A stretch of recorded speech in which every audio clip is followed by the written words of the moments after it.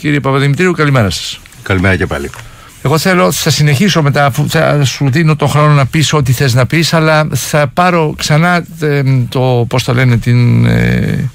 την ιστορία του κυρίου Ζούλια και θέλω να μεταδώσω δύο ηχητικά τα οποία κινητοποιούν αυτούς που βρίζουν τον κύριο Ζούλια και όλους όσοι έχουμε τη διάθεση να εκφραστούμε χωρίς φερετζέ δημοσίως. Κοίτα, η μάχη τώρα είναι, τα λέγαμε και πριν, Άρη, αυτό το γύρο των εκλογών, ότι τώρα ήταν το θέμα να ξεκαθαρίσει ο λαός τι θέλει πολιτικά, να κατατάξει τις πολιτικές δυνάμεις. Η κατάταξη ήταν εξαιρετικά σαφής, πλην όμως τώρα έχεις μπροστά σου το θέμα πώς θα κυβερνηθεί η χώρα. Από την κατάταξη των πολιτικών δυνάμεων προκύπτει εντονότερα από ό,τι συζητούσαμε πριν την Κυριακή των εκλογών που πέρασε το ζήτημα αυτό και η σημασία του. Δηλαδή ο μεγάλος κίνδυνος που υπάρχει μπροστά είναι λόγω του εκλογικού συστήματος, που πλέον δεν είναι απλή αναλογική και δεν μπορείς να πεις ότι λόγω της απλής αναλογικής θα υπάρξει μια ασάφεια. Είναι το σύστημα της ενισχυμένης, έτσι όπως ψηφίστηκε από την ειδική πλειοψηφία που σχηματίστηκε στην αρχή της θητείας του Κυριάκου Μητσοτάκη και της Βουλής που τελείωσε πριν από ένα μήνα, που δίνει ιδιαίτερο βάρος στο να ενισχύσει την αντιπολίτευση και το ρόλο της στη Βουλή αυτή που θα προκύψει. Που σημαίνει με λίγα λόγια ότι μόνο αν ενισχυθεί, αν επιβεβαιωθεί πρώτα απ' όλα, και αν ενισχυθεί με όσους, έχοντας δει το αποτέλεσμα και βλέποντας ότι υπάρχει κίνδυνος, ένα σαφές αποτέλεσμα, μια σαφής θέληση, μια σαφής, απολύτως σαφής γνώμη για το πού πρέπει να πάνε τα πράγματα αυτής της χώρας και πώς πρέπει να κινηθεί η χώρα, ότι κινδυνεύει να μείνει χωρίς αρκετή βενζίνη. Είναι άλλο πράγμα να έχεις την αυτοδυναμία, δηλαδή να έχεις πάνω από 151. Ωραία, θα το συζητήσουμε αυτό, γιατί τώρα μπήκε από χθες αυτό που κάνει ο... Να τελειώσω αυτή τη σκέψη. Ναι. Είναι άλλο να έχεις την αυτοδυναμία και άλλο να μπορέσεις να ακολουθήσεις μια βαθιά μεταρρυθμιστική πολιτική. Από το αυτοδυναμία το κάνουν παντοδυναμία και εκεί πάνω θα κτίσουν τώρα το αλαζονίες και το φόβο κτλ. Δεν έχω βρει κανένα να μου δώσει ένα σημαντικό και σαφές επιχείρημα για αυτό το θέμα. Αυτό θα συζητήσουμε. Είναι απλώς τρομοκρατία. Αυτό θα συζητήσουμε. Διάβασα προηγουμένως, κάνοντας την εισαγωγή στην προηγούμενη ώρα για τον Σταύρο Τζίμα, ότι διάβασα μια επιστολή που πήρα που μου έστελνε ένα tweet του Ευάγγελου Αντώναρο, ότι αποδιδόταν στον Ευάγγελο Αντώναρο, και έλεγε το tweet αυτό: Ροδόπη, ο μόνος νομός με προοδευτικούς πολίτες ΣΥΡΙΖΑ, μακάρι τελικά να μας κατακτήσει ο Ερντογάν για να γίνουμε επιτέλους προοδευτική χώρα. Η χώρα πρέπει να αλλάξει. Αυτό το tweet πρέπει να είναι παροδία, να υπάρχει ήδη λογαριασμός που κοροϊδεύει. Δεν είναι πραγματικά. Δεν είναι πραγματικά, δεν το έχει γράψει πραγματικά Ευάγγελος Αντώναρος, είναι παροδία με το οποίο κοροϊδεύουν τον Αντώναρο, τον Ευάγγελο Αντώναρο. Λοιπόν, για να δούμε τώρα ποιοι μοιράζονται τις ίδιες σκέψεις με τους υβριστές του κυρίου Ζούλια, με τον οποίο ξεκίνησα σήμερα την εκπομπή. Ο κύριος Ζούλιας, όπως σας είπα νωρίτερα, κυρίες και κύριοι, είναι ένας επιχειρηματίας, είναι σχεδιαστής ο άνθρωπος και είπε τη γνώμη του δημοσίως. Αυτό που λες ότι είναι επιχειρηματίας, είναι αυτή η μεγάλη κατηγορία των ανθρώπων που τους λέμε ελεύθερους επαγγελματίες, οι οποίοι κάνουν τον εαυτό τους μια μικρή επιχείρηση. Ελεύθεροι επαγγελματίες είναι. Παραδοσιακά αυτοί είναι. Είναι το τυπικότατο παράδειγμα της ελληνικής μεσαίας τάξης. Το τυπικότατο. Δηλαδή, όταν λέμε ελληνική μεσαία τάξη, είναι αυτή. Και είναι αυτοί για τους οποίους υπόθηκε ότι είναι 5.000 εισόδημα. Πρόσεχε, δεν είναι το θέμα ότι είναι εντελώς τρελό και λάθος το νούμερο, ο τρόπος προσέγγισης, διότι αυτός που το είπε, αυτή που το είπε, δεν καταλαβαίνει τίποτα από νούμερα. Είναι ότι εννοούσε ότι αυτοί που έχουν πάνω από 5 είναι φοροφυγάδες. Και το είπε υποψήφια βουλευτής του ΣΥΡΙΖΑ, η οποία έχει στο πρόγραμμά της, στο πρόγραμμα του ΣΥΡΙΖΑ, άρα υποθέτω και δικό της, να δώσει αφορολόγητο 10.000. Το απόλυτο αλαλούμ. Η απόδειξη, αυτό που πιστεύω, Άρη, με συγχωρείς έτσι, αλλά τώρα είναι και μέρα που θέλω λίγο να τα πω. Η απόδειξη ότι αυτοί οι άνθρωποι που αυτοονομάζονται και αυτοχαρακτηρίζονται αριστεροί δεν έχουν ιδέα, τσακιστεί από αυτά που έχει η μεγάλη πολιτική παράδοση της αριστεράς. Ιδέα. Ήρθε άλλο 40 χρόνων. Τυπική ανάλυση αυτού του χώρου να κάνουν. 40 είναι χρόνων. 40 είναι κανονικά. Χρόνων. Είναι Λούμπεν μικροαστοί, οι οποίοι καβάλισαν ο καθένας μία θέση. Η συγκεκριμένη πολιτικός, γι' αυτό θα τα πω, γιατί δεν από το όνομά της, για να μπορέσω να πω αυτά που θα πω. Έχει μια δικιά της πορεία, όπου ξέρεις, είναι όπως πολλοί άλλοι. Όλα μου ήρθαν εύκολα. Υπήρχαν οι φίλοι, υπήρχαν οι σύντροφοι, υπήρχαν οι θέσεις, άνοιξαν καινούργιες δυνατότητες, ο γνωστός του γνωστού της γνωστής. Ναι. Αυτά. Δεν μπορεί η κοινωνία να συνεχίσει έτσι. Και η απάντηση την έχουμε υποτιμήσει, Άρη, μου επιτρέπεις? Πες το. Την έχουμε υποτιμήσει. Εδώ συζητάγαμε μέχρι την ημέρα που θα άνοιγαν οι κάλπες, συζητάγαμε και λέγαμε ναι, εντάξει, είναι λογικό, η νεολαία θα ψηφίσει ΣΥΡΙΖΑ. Και όταν εγώ το βλέπα έξω συζητώντας, θα λέω, κάτσε, δεν μπορώ να βλέπω μόνο αυτούς που είναι συμπαθείς προς τη Νέα Δημοκρατία. Αλλά έβλεπα και έναν ευρύτερο κύκλο. Ο προβληματισμός των νέων δεν ήταν εγώ είμαι ΣΥΡΙΖΑιος, εκείνος είναι νεοδημοκράτης. Ήταν πέραν αυτού. Ήταν, παιδιά, πού θα πάει αυτή η χώρα, γιατί εμείς ερχόμαστε από την κρίση και δεν θέλουμε να ξαναπάμε στην κρίση. Και συναντούσαν απέναντί τους έναν περίπου συνομιλικό τους σαραντάρι, ο οποίος δεν ξέρει, και αναφέρομαι, εγώ θα το πω με ονοματεπώνυμο, στον Άσο Ηλιόπουλο, δεν ξέρει, και το έμαθε από τον Θόδωρο Σκυλακάκη πριν από 10 μέρες, πότε υποβάλλεται η φορολογική δήλωση. 40 ετών. Άνθρωπος που σημαίνει δεν επέβαλε ποτέ φορολογική δήλωση, δεν έχει δουλέψει ποτέ. Όχι. Εκτός από το κόμμα. Έχει υποβάλει, υποθέτω. Ποτέ δεν έκανε το μόνος ξέρε. του. Όχι. Άφησε με να σου πω. Έχει υποβάλει. Η μαμά του. Αλλιώς θα είναι. Ποτέ δεν το έκανε μόνος του. Ποτέ δεν μπήκε στον κόπο να μπει. GSI, 10 τρόπους έχεις πλέον. Από όπου και να πας, είναι όλο αυτό το universe. Θα μου επιτρέψεις να επιμείνω λίγο σχολαστικά στην άποψή μου. Δεν ξέρει πότε. Μπορεί να μην ξέρει πώς γίνεται, αλλά δεν ξέρει πότε. Πότε, μπάμπη μου, πώς θα το μάθεις το πότε? Άρη, πώς θα μάθεις το πότε αν δεν μπεις μέσα να συμπληρώσεις τη δήλωσή σου? Αν δεν δεις τι χρωστάω, πότε το χρωστάω, μα δεν θα το πληρώσω με δόσεις ή ολόκληρο το ποσό? Με συμφέρει όχι? Αλλά δεν υποβάλλει φορολογική φωνάζεις εσύ, φωνάζω κι εγώ όμως. Δεν υποβάλλει φορολογική δήλωση ο ίδιος. Είναι μέλος. Δεν υποβάλλει, παιδί μου, δεν έχει δουλέψει ποτέ. Είναι στο κόμμα. Και στο κόμμα έχει μια αμοιβή, κάτι θα υποβάλει. Τι να πω, δεν ξέρω. Τα βάζουν στα οικογενειακά. Ναι, αλλά αυτό τι λέει? Λέει αυτό που πιστεύω ακράδαντα. Ότι αυτός δεν είναι ο κομματικός σωλήνας, το λέμε και νομίζουμε ότι τελειώσαμε. Το είπαμε, το κατάλαβαν όλοι. Όχι, παιδιά. Είναι μια άλλη χώρα. Αυτοί που έχουν στο κεφάλι τους είναι μια άλλη χώρα. Ωραία. Πάμε λοιπόν να τη βρούμε τώρα αυτή τη χώρα. Και όπως μου γράφει ο Θάνος, πρώτος βουλευτής Σταυρούς ο Ηλιόπουλος. Ανταλλακτικά σε άλλους ανθρώπους προφανώς. Τώρα γι' αυτό ζητάμε. Να δούμε λίγο τα θέματα. Για να τα δούμε τα θέματα. Λοιπόν, θέλω να δω αυτούς που μοιράζονται τις ίδιες απόψεις.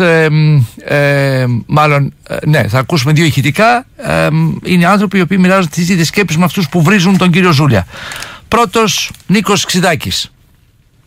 Η Νίκη Κεραμέως είναι η πρώτη σε ψήφους γυναίκα βουλεύτρια που θα είναι στην Βουλή που θα ορκιστεί την Κυριακή.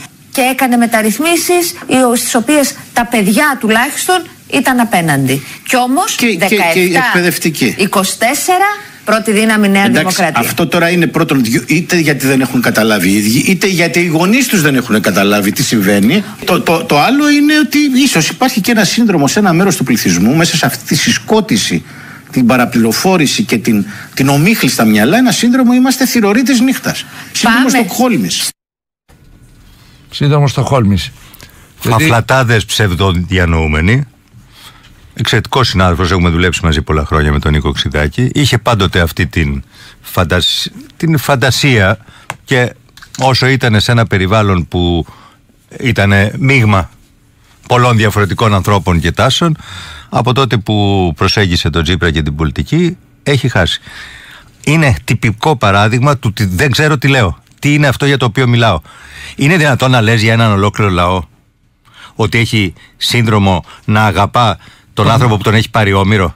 Είναι δυνατόν, ακόμη χειρότερο είναι το άλλο, το οποίο επειδή είναι πολύ πιο στενό σε ένα κύκλο διανοουμένων που βλέπουν έναν κινηματογράφο λίγο διαφορετικό, να λες αυτό που, αν δεις το φιλμ, Άρη, δεν σου συμβουλεύω να το δεις, είναι ένα κουραστικό πράγμα.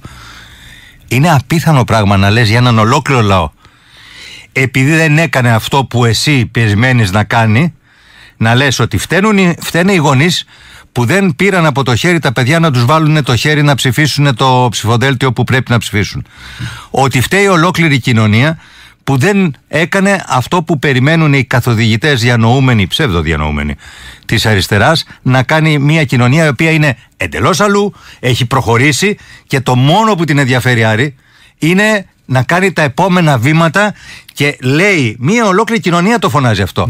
Αφήστε με ήσυχοι, επιτέλους, με τις... Ναι. Να συνεχίσω το δρόμο που βλέπω ότι υπάρχει μπροστά μου. Το δράμα ενός μπαμπά που η 17χρονη κόρη του τον αμφισβητεί ευθέως, ψηφίζει κάτι που δεν θέλει ο μπαμπάς, ο οποίος μπαμπάς είναι τώρα σε μια έτσι προχωρημένη οριμότητα, αλλά είναι σε αυτό που λέμε της φοιτικής νεολαίας, που είναι της φοιτικής ανεμελιάς που είπε και ο κύριος Σαββόπουλος. Αυτός λοιπόν άνθρωπος εξωτερικεύει τώρα το δράμα του προς την κόρη, η οποία δεν υπάκουσε στον πατέρα. Χρονό η κόρη μου και μου λέει το εξής: να μου πεις τι είναι η δημοκρατία. Και αρχίζω, λέω 1, 2, 3, αυτά είναι η δημοκρατία, έτσι είναι η δημοκρατία και το πάω. Και λέω μια στιγμή, να σου πω κάτι, κόρη μου, είσαι 17 χρονών και εγώ είμαι αυτός που είμαι. Καταλαβαίνεις τι σημαίνει η ψήφος η δική σου είναι ίση με τη δική μου? Αυτό είναι η δημοκρατία. Αυτό το εξωφρενικό. Και όμως μόνον έτσι γίνεται η δημοκρατία. Το έχω δικήσει αυτό το ηχητικό, γιατί πρέπει προηγουμένως να ακούσουμε πώς περιγράφει τον εαυτό του Κώστα Ζουράρης, ότι είναι ένας καθηγητής ο οποίος είναι φτασμένος κλπ. Και εν πάση περιπτώσει πώς μπορεί να έχει την ίδια η ψήφος του να έχει την ίδια βαρύτητα με την ψήφο της κόρης του που είναι μόλις 17 ετών και μας λέει περίπου ότι είναι ένα μοιράκιον που δεν κατάλαβε κάτι, την επιθυμία του πατρός. Για να πω λίγο πάλι στο σουρεαλιστικό διανοούμενο Ζουράρη, εγώ τον έχω απολαύσει πολλά χρόνια πριν από σένα, στη νεότητά του και τη δική μου νεότητα. Η ψήφος της κόρης του έχει βαρύτερη σημασία από τη δικιά του. Ο ίδιος και αν δεν πάει να ψηφίσει, εκεί που έλεγα προηγουμένως, το να πάει να ψηφίσει η κόρη του είναι ήδη πολλές ψήφοι. Το να διαλέξει ελεύθερα είναι ακόμη περισσότερες, και το να διαλέξει κάτι που δεν αρέσει στο Ζουράρη είναι το σύμπαν όλο. Είναι πολύ βαρύτερη η σημασία της ψήφου της κόρης του κυρίου Ζουράρη από το τι θα ψηφίσει ο ίδιος, ο οποίος μεταξύ μας δεν την έκανε και τίποτα την ψήφο του τόσα χρόνια που την έχει. Νίκος Ανδρουλάκης. Πάμε τώρα στις δύο πολιτικές δηλώσεις. Έδωσε συνέντευξη το βράδυ στον Αντένα, στον Νίκο Χατζηνικολάου, και είπε αυτά που θέλει το Πασόκ να κάνει τώρα ενόψει των εκλογών. Τώρα πάμε στα ακρεφνώς πολιτικά, έχουν τη σημασία τους, να τα προσέξουμε, κυρίες και κύριοι, αν ενδιαφέρεστε φυσικά. Ορίστε. Τελειώσαν οι πρώτες εκλογές. Ποιος είναι ο στρατηγικός στόχος του Πασόκ? Είναι ένας. Δεν υπάρχει συγκυβέρνηση με τη Νέα Δημοκρατία. Και το λέω ξεκάθαρα. Σεβόμαστε τη λαϊκή τιμιγορία. Σήμερα έχει 172 έδρες. Αν ο κ. Μητσοτάκης το μήνα που έρχεται χάσει αυτή την πολύ μεγάλη πλειοψηφία, πάει να πει ότι κάτι δεν έκανε σωστά και θα το πληρώσει στην κάλπη. Αυτή είναι η πραγματικότητα. Αυτή είναι η λαϊκή τιμιγορία. Όχι στην κάλπη της 26 Ιουνίου. Όχι, εγώ ρωτώ αν έχει 148 και σας πει έλα να κάνουμε κυβέρνηση. Σας απάντησα, έχουμε άλλα προγράμματα. Έχει πάρει ένα μεγάλο ποσοστό. Απεδείχθη στο δημόσιο διάλογο. Λοιπόν. Έχει ποιος ξανά εκλογές? Θα κάνει κυβέρνηση είτε μόνος του είτε με ένα άλλο κόμμα. Μόνος του με 148. Όχι, λέω, είτε με ένα άλλο, αυτό λέω. Ή θα έχει πλειοψηφία είτε με ένα άλλο κόμμα. Λοιπόν, άρα από το Πασόκ έχουμε και λέμε δύο πράγματα. Δεν έχουμε τίποτε να περιμένουμε, ναι, και δεν χρειαζόμαστε κάτι. Ναι. Δεν παίζει ρόλο. Θα κάνει τη δική του πορεία. Το έχω ξαναπεί χθες το βράδυ, νομίζω, ότι του εύχομαι να κατακτήσει τη θέση το Πασόκ που θα μπορούσε να έχει. Είναι θέμα δικό τους.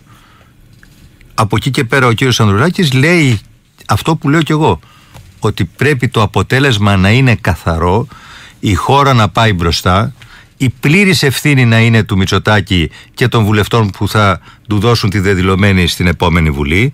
Δεν πρέπει να χωρούν δικαιολογίες, δεν πρέπει να υπάρχει άρη στη Βουλή μια κοινοβουλευτική ομάδα η οποία μπορεί να ταλαντευθεί, μπορεί να διαταραχθεί η ενότητά της για τον οποιονδήποτε λόγο, συμβαίνουν αυτά, και με αυτόν τον τρόπο να υπάρξει δικαιολογία για τον Κυριάκο Μητσοτάκη ότι δεν μπορούσα να προχωρήσω τις μεταρρυθμίσεις διότι είχα μια ασταθή πλειοψηφία. Πρέπει να έχει σαφέστατη μεγάλη πλειοψηφία έτσι ώστε ακόμη και σε ζητήματα προς οι μεταρρυθμίσεις.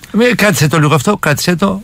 Αλέξης Τσίπρας σε μια κεντρική επιτροπή η οποία ήταν βουβή βέβαια επί της ουσίας. Δεν ήταν βουβή, ήταν φημωμένη.